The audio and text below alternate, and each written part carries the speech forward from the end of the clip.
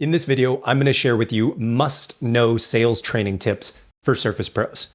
So that means if you're a countertop, tile, cabinet, or flooring dealer, this straightforward framework is going to help you to close more deals more easily and stop competing on price. I'm Justin Shaw, founder of Driven for Growth. Let's go ahead and get into it.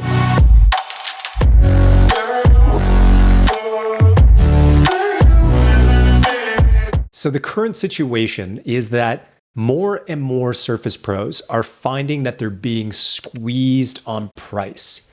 And if you have little to no differentiation between you and the next shop, then homeowners are left with very little to base their decision on other than price. And so far too often, Surface Pros are providing an estimate or a quote based on the project specs. What are the materials? What's the project look like? What are the dimensions? Versus the value that they're going to be able to deliver to the end customer. Now, before we get into the training itself, if you deal with these types of issues, if this sounds familiar and resonates, then I recommend you go ahead and hit subscribe, because every week we release a new episode with strategies and tips to help you grow your business. Now let's dive into the framework. The big idea here is to make a shift from approaching your estimates and your quotes based on the specs of a project to approaching every prospect from a solutions-based selling approach, while at the same time always looking to understand deeply what are the emotional drivers motivating the buyer. Because somewhere in the ballpark of 95% of buyer decisions are made at the subconscious level and driven by emotion. So that's really important to look to uncover those drivers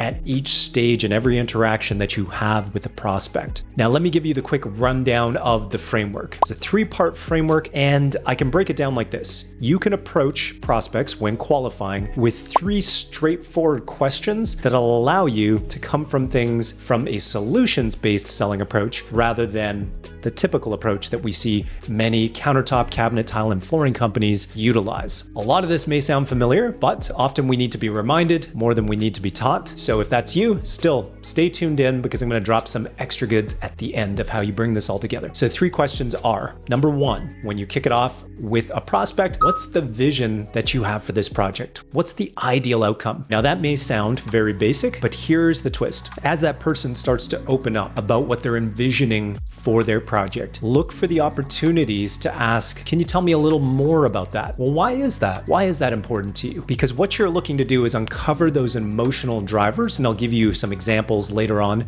in this training. You're looking to uncover the emotional drivers for every aspect that they share with you, right? And that's really important because you're going to tie this in when you're presenting your plan, your process, and the price. Is you want to connect it to their deeper drivers, because they're making that decision at the subconscious level and based on emotion. You want to deeply understand that so you can tie it together when you're presenting your quote and your plan. Question number two is, once they've shared with you their vision and their ideal outcome for their project, you want to uncover, well, what's the frustration that you're dealing with in the current situation? Let's say that's their kitchen, bathroom, flooring that they're looking at revamping or upgrading, or a shower that they're just really not happy with. What is it about that right now that is frustrating them? What would they like to see changed? And of course, with that question as well, you go into the same series of, okay, yeah, tell me a little more about that. Like, yeah, that does sound annoying, but what was it specifically that really bothers you about that? And like, why do you want that to be different this time? So simple questions like that. Once you have a chance to really understand the ideal outcome of the project, what they envision for it, what were the frustrations, the third question that you can get into here to just lay it all on the table is asking them what their biggest fear is about taking on this project in their home. What is it that they might be anxious about or concerned about, so that you can address that upfront immediately at the very start. And that, when they start to open up and share with you, is going to be laced with emotion. By default,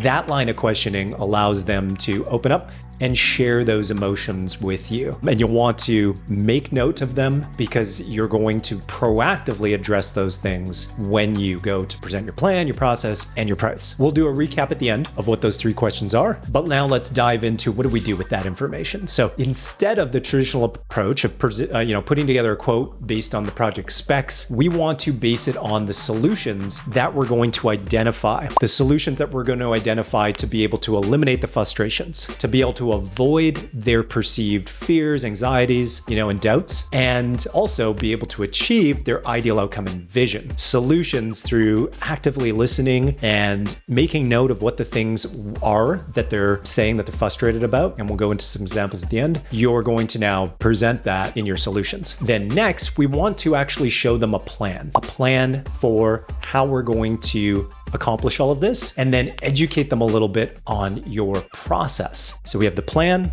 we have the process, which then allows them to feel comfortable, reduces the risk because they can see exactly what the steps will be, because a lot of people will have doubt because of the unknown, right? They don't know how you're going to be able to achieve that. So you want to show them your process. And then last, the really nice thing about all of this is when you've gone that deep, when you have identified the solutions to eliminate their frustrations and achieve their ideal outcome, then you can charge a premium. And because you have demonstrated the ability to deliver on this, and you're connecting it to what they truly value, which is their ideal outcome, and also the emotional drivers that you uncovered. They're not just comparing your quote to your competitors, which is apples to apples, where you really want to be apples to oranges, that you stand apart from any of your competition. As a result of that, they're not simply comparing price, and they can respect your premium. So just a quick example. Let's say that you are asking about the ideal outcome on a kitchen remodel where they want new tops and cabinets. And as they start to open up, you're learning that,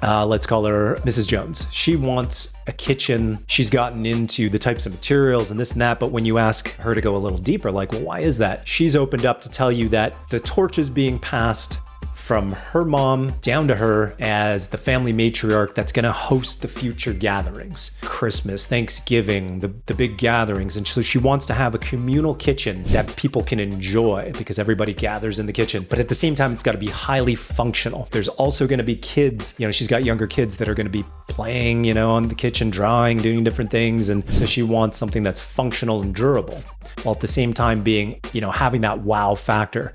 And as you go a little deeper, the emotional drivers there are excitement and pride in becoming the family matriarch, in getting the torch passed to her. But there is an element of anxiety. This has to be, she's been thinking about this for a long time, and it's got to be just right. And so when you go to identify the solutions around the functionality, the durability, how to make it, a nice communal space, and all of the little extra elements that you're going to introduce, let's say for a drawer that pops out for cutting boards, for example, next to a drawer that pops out for a garbage waste disposal that can be wheeled over to the sink. All of those little things that you might introduce as solutions, you can connect it back to the communal kitchen that's highly functional and have her envision hosting that Christmas dinner and how she'll be able to move throughout seamlessly. And that's why, when you go through the quote that you're going to prepare, the costs are associated. You can also upsell in those moments as you add in those solutions, right? And making the average deal size bigger, but ultimately giving her what she wants. So it's win-win. All right. So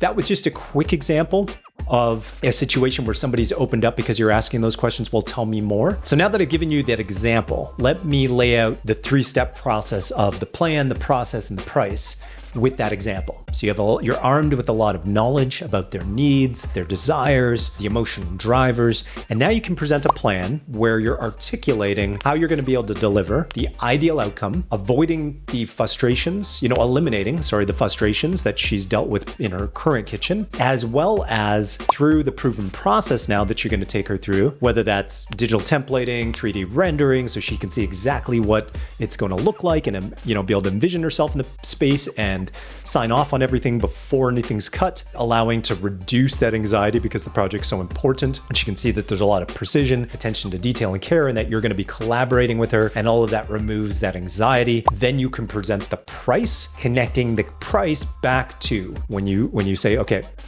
for the price is X so that we can. So that's an important phrase that you can use, so that we can. And that's where you're inserting, achieve the ideal outcome, ensure that these frustrations that she's had previously are addressed, and through the proven process that your company provides, that she can feel confident, in moving forward with the project. All right. So that's the way you can package that and deliver that. You can just reference it as the 3 Ps: plan, process, and price. All right, so a quick recap here is that we're focused on solutions-based selling versus project specs. We're digging deep to uncover the emotional drivers. And last, we're presenting that plan, the process, and the price. And we're connecting everything back to the emotional drivers that we're working hard to overcome when we present those 3 things. All right, so that's it for me today. If you've enjoyed this video, I would highly recommend down below, we've got a free training. You can learn more about the strategies that we use to accelerate growth. And go ahead and subscribe if you haven't already to receive our new episodes, which we publish every week with more great strategies and tips on how to grow your business.